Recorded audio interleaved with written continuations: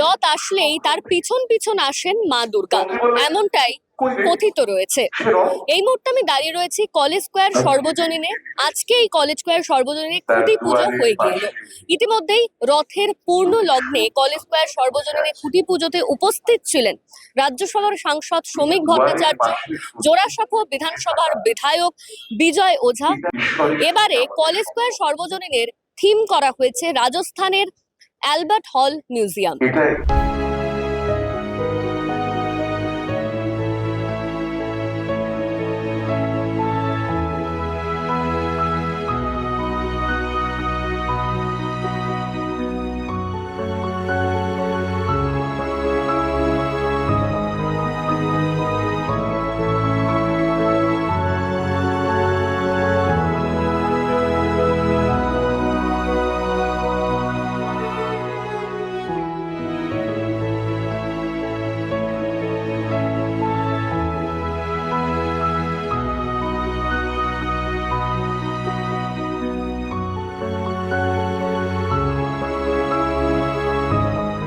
দেখুন, এটা স্থানীয় বিধায়কের দখল করার বিষয় নয়।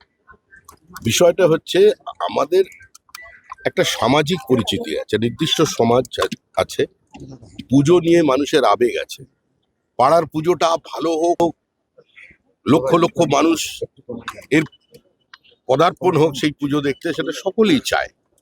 কিন্তু এখন কিছু কিছু পুজো উদ্যোক্তারা যারা দুর্গা পুজোটাকে কার্যত একটা উৎসব বানিয়ে ফেলেছিলেন কিংবা একটা নিজেদের পরিচয়ের জায়গা বানিয়ে ফেলেছিলেন, তারা কেউ ভেতরে আছেন, কেউ বাইরে আছেন, কেউ সুখী গৃহকোণে আছেন, কেউ পুজোতে নেই। তারা কেউ এগিয়ে আসছেন না। কেন এগিয়ে আসছেন?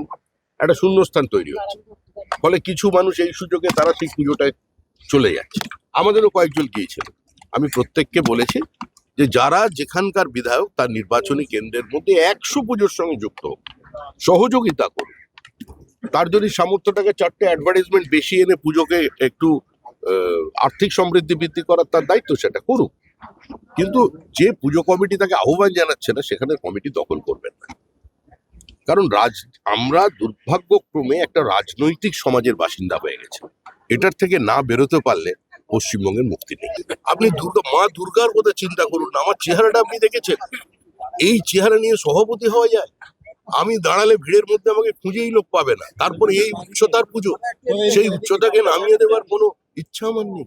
কলেজ স্কোয়ার সর্বজনীন দুর্গ উৎসবের খুঁটি পুজোর উদ্বোধন করে গেলেন শ্রমিক ভট্টাচার্য। রাজ্যসভার সাংসদ শ্রমিক ভট্টাচার্য তিনি এই খুঁটি পুজোতে উপস্থিত হয়েছিলেন। একেবারে বলা যেতে পারে রথের দিন শুভ সূচনা হলো এই কলেজ স্কোয়ার সর্বজনীন দুর্গাপুজোর এই খুঁটি পুজো। এবং এবারে যে থিম রাখা হবে কলেজ স্কোয়ার সর্বজনীনের, সেই ছবি আপনাদেরকে দেখাচ্ছি। রাজস্থানের অ্যালবার্ট হল মিউজিয়াম করা হবে, সেই ছবি কিন্তু স্পষ্ট হচ্ছে।